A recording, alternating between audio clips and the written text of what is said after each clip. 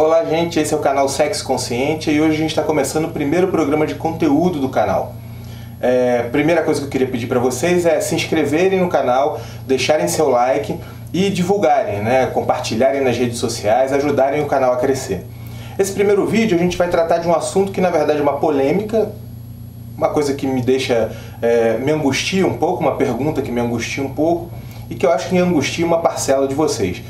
E fundamentalmente essa pergunta diz respeito a uma sociedade que tem arrogado para si a tarefa de educar sexualmente as crianças, portanto tem como objetivo retirar da escola essa tarefa da educação sexual na escola e trazer para a residência, ser a mesma sociedade que acredita em uma madeira de piroca, em que a Holanda, por exemplo, ensina as crianças de 7 meses a se masturbarem. A primeira coisa que eu acho importante da gente discutir é o conceito de pânico moral. O que seria o pânico moral? Isso que assolou a sociedade brasileira e de que forma ele se desenvolveu, que conceito é esse, ele trata sobre o quê? Bom, esse conceito nasceu lá na década de 70, na Inglaterra, e esse conceito trata de uma coisa muito objetiva. O que seria isso? Existe um fenômeno produzido por uma subcultura ou por um grupo minoritário que é isolado. Um fenômeno absolutamente isolado, que é uma narrativa, que é uma forma de viver, que é uma determinada cultura que esse grupo minoritário ou essa subcultura tem. Você pega a grande mídia, ela coloca foco sobre isso e apresenta para a sociedade esse comportamento ali isolado como se ele fosse algo que estivesse atingindo o conjunto e se tornando hegemônico na sociedade. Portanto, a sociedade passa a observar aquele fenômeno como se ele estivesse se agigantando e colocando em risco os próprios valores da sociedade. A gente ouve muito isso hoje em dia, não é verdade? Essa ideia de que a sociedade está com os valores virados de cabeça para baixo, de que a sociedade está em decadência. Na verdade, a gente está sendo assolado exatamente por isso que eu estou chamando de pânico moral. É importante frisar que esse conceito de pânico moral, como eu disse, ele não é novo. A sociedade brasileira é muito dada a isso. Isso é uma coisa que me intriga muito. A gente pode dizer, inclusive, dos fenômenos recentes das fake news. A gente sabe como elas são produzidas, como elas se propagam, mas poucas pessoas se preocupam no que diz respeito à outra ponta do processo. Como as sociedades recepcionam e por que elas recepcionam notícias, informações tão flagrantemente falsas. Por que elas estão vulneráveis a essas informações tão flagrantemente falsas? Isso William Reich, lá em meados da década de 30, vai escrever um pouco sobre o fascismo e a sociedade alemã, a construção dessa ideologia, e vai dizer um pouco como essas coisas se constroem, como as sociedades se tornam suscetíveis a isso. Fato é que hoje a sociedade brasileira é extremamente vulnerável a esse tipo de noticiamento falso. Eu vou voltar à ideia de pânico moral dando um exemplo que para mim é, digamos, simbólico nesse aspecto. Imaginemos lá a Marcha das Vadias em 2014. Todo mundo viu essa imagem que eu vou descrever. Na Marcha das Vadias, uma parcela pequena de mulheres se utilizaram de símbolos sacros para fazer uma determinada performance. O que a grande mídia fez? Focou nesse fenômeno, nessa pequena manifestação, e apresentou para a sociedade essa pequena manifestação como se ela fosse o conjunto das manifestações do feminismo. Portanto, a sociedade passa a ler o feminismo no seu conjunto como aquele tipo de manifestação. Resumir o feminismo a aquilo, na verdade, é tornar a sociedade brasileira um tanto mais ignorante do que seria o feminismo, e, de certa maneira, ter uma postura de repulsa frente ao conjunto do feminismo por conta daquele tipo de prática, em decorrência de sermos uma sociedade cristã, com uma longa trajetória conservadora no campo dos comportamentos e daí por diante. Portanto, uma sociedade que está suscetível a esse pânico moral. Imagine que a gente chegou ao ponto de, como eu disse no início, de as pessoas acreditam. Isso é importante frisar, As pesquisas mostram que uma parcela das pessoas que passaram a notícia da mamadeira de piroca, por exemplo, adiante, da distribuição de mamadeiras com uma ponta de borracha no formato de um pênis em escolas e pré-escolas do Brasil, elas passaram por interesse político eleitoral. Tudo bem.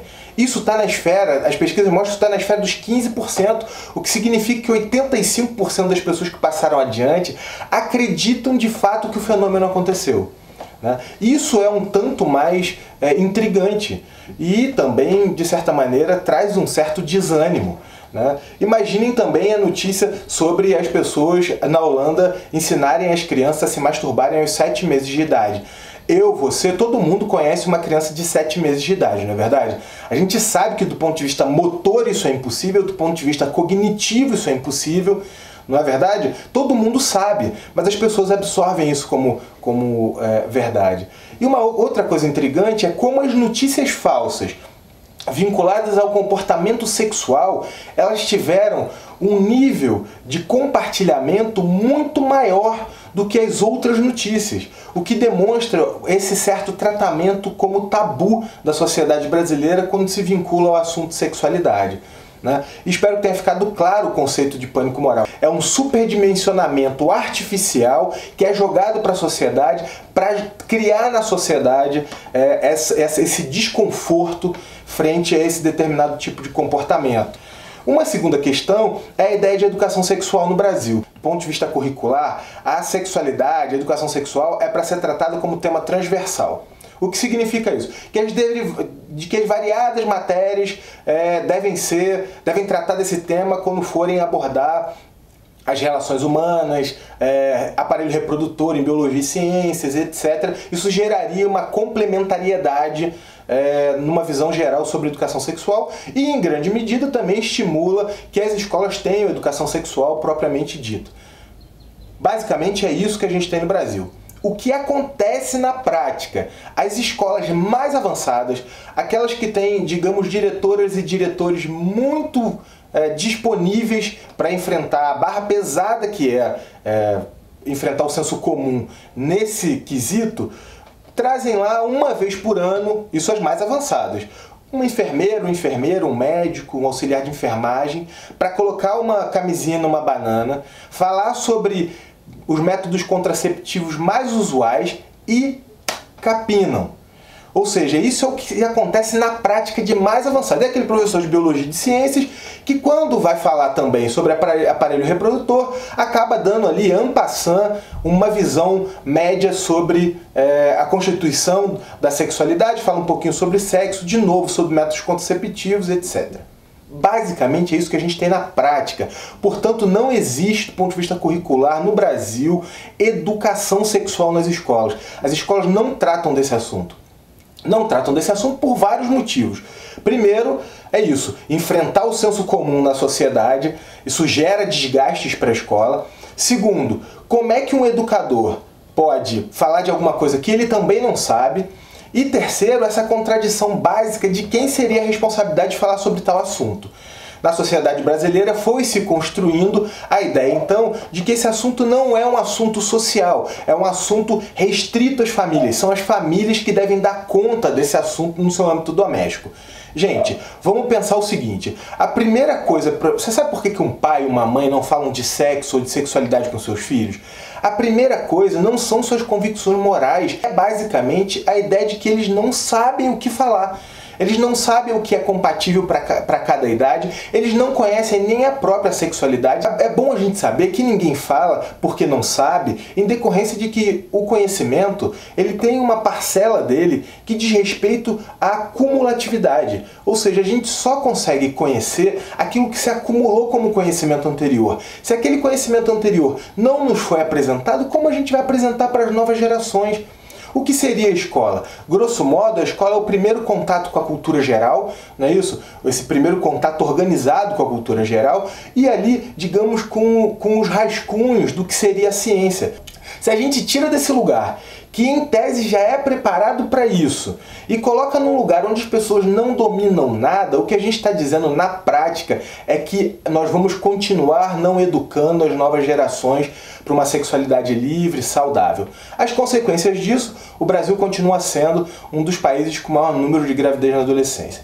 O Brasil continua sendo um dos países com maior número de avanço entre a juventude de contaminação por HIV.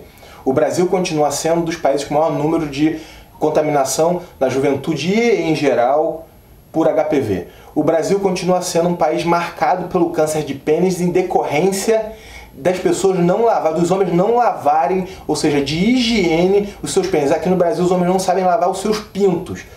E, em última instância, o Brasil retoma aí doenças que já tinham quase sido banidas, como a sífilis, que se representa no cenário nacional, principalmente aqui no Rio de Janeiro. A coisa tá feia, virou de novo epidêmica. Ou seja, a consequência de não tratar sobre educação sexual é absolutamente social.